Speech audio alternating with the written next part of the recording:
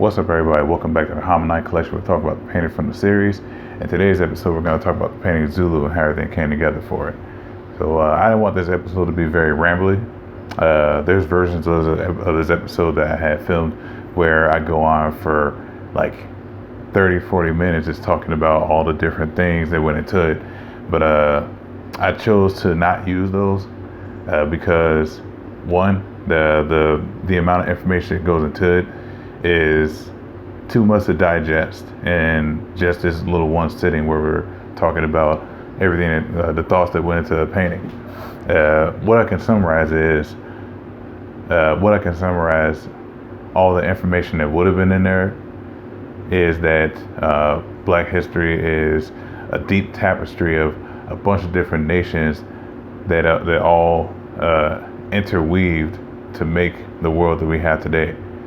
Regardless of what anybody thinks, the African influence upon the world is massive, and still in ways that we don't know just how deep that influence goes. I could talk about all the different nations of the Fulani, the Maasai, which is actually the basis that this painting was made off of. Like, even though the name of the painting is Zulu, the face paint design is that of what the Maasai use in their traditions. I could talk about the Moors in Spain and their conquest and how they ruled over Spain for over 800 years. And, like all the different, smaller areas that they had ruled over. I could talk about Kemet and how many of the philosophers that people love to talk about, like the Socrates, the Plato, the Hippocrates, how all of them went to school in Egypt. How all of them went to school in Kemet and came back, and most of them didn't talk about it. The only one who actually talked about the education that he and his predecessors had was Plato. So shout out to Plato for putting the credit where credit is due. I could talk about the great nation of the Bougainvilleans, the people of Papua New Guinea who recently claimed their independence from Australia. So shout out to them.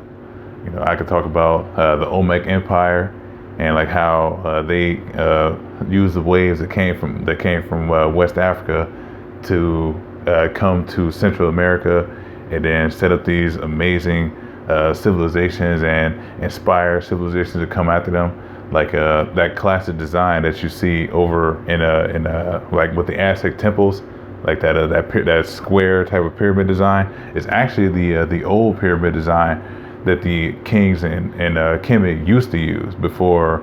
I can't recall his name, but there's a pharaoh who decided to go with the straight pointy shape. But before him, all of them used to use the old kingdom style. So there's many incredible things that the Africans have influenced upon the world. So with the painting Zulu, those are all the thoughts that went into it. It's as big as it is because it represents the complexity and the massiveness of what Black people have contributed to the world. And like I said, the face paint design on it is that of the Maasai. The Maasai were semi-nomadic people who were able to hold on to their traditions for over thousands of years. Even today, in the age of modernization, a lot of tribes are deciding to integrate with the more modern society. And there's nothing wrong with that, because in order for a tribe for a tradition to be able to survive, sometimes you gotta move with the times. And that's not to say that they're getting rid of all the traditions. They're just learning how to integrate into the world that we have today. But the Maasai hold on to their traditions that they still had over thousands of years ago, and that's pretty cool. And so long story short, that's everything that went into the thoughts behind creating this painting. I'm gonna leave it at that, and the video that's gonna come after this is actually gonna be a recap of all the paintings that we did in this series, and we're gonna talk about how all of them come together and what messages they all have linked. You're gonna find that pretty incredible. Thank you for, if you stop at this episode, if you're not interested in the recap, thank you for watching all the episodes of Hominine. Thanks for sticking with me. I did this here because I just wanted to try something different. Like I always wanted to get my art out to you guys and show you different things that I'm working on and things that I've done that haven't came out yet. And I look forward to showing you guys all that. So thank you very much. Appreciate you for sticking with me through all this, and hopefully you stick with me for the next art collection that I put out. Signing off.